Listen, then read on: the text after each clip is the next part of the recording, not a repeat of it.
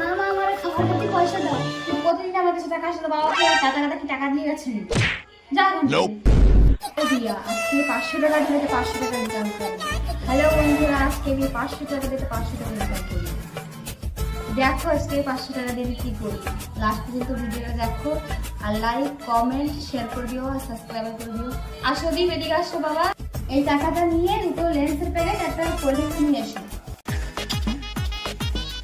Cold drinks আর দুটো lens.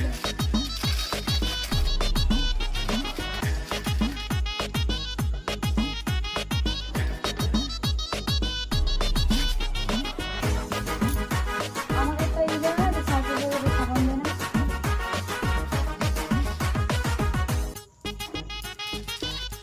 কত হয়েছে? 50 টাকা।